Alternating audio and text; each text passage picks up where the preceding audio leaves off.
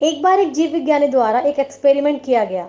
एक शार्क मछली को एक बड़े टैंक में डाला गया और कुछ छोटी मछलियों को उस टैंक में छोड़ा गया। जैसे ही शार्क ने छोटी मछलियों को देखा, उन पे हमला किया और अपना भोजन बना लिया।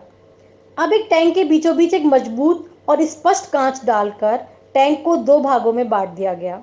एक हिस्से में शार्क को छोड़ा गया और दूसरे हिस्से में छोटी छोटी मछलियों को। छोटी मछलियों को देखकर शार्क ने फिर हमला किया, लेकिन बीच में कांच की दीवार होने के कारण वो उन मछलियों तक नहीं पहुंच पा रही थी। शार्क छोटी मछलियों तक पहुंचने का बार बार प्रयास करती थी और हर बार शार्क का मुंह उस कांच से टकरा जाता था। इस एक्सपेरिमेंट को कई हफ्तों तक दोहराया गया और हर बार शार्क छोटी मछलियों पर हमला करती, लेकिन बीच में कांच की दीवार होने से वो वहां तक नहीं पहुंच पाती और कुछ समय बाद थककर हार मान लेती थी। धीरे धीरे शार्क के प्रयास कम होते गए। शार्क ये समझ चुकी थी कि वो उन मछलियों तक नहीं पहुंच सकती।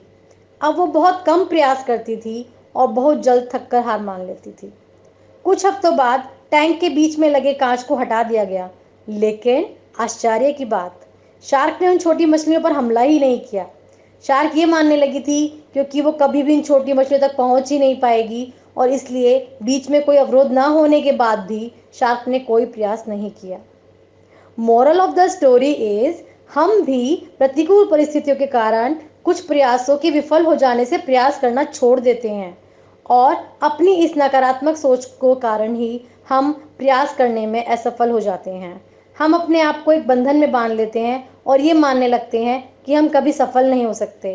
तो प्लीज़ दोस्तों, आप इस नकारात्मक सोच को छोड़कर प्रयास करना ना छोड़ें। अगर आपको मेरी बात अच्छी लगी हो तो प्लीज़ लाइक और शेयर करना ना भूलें।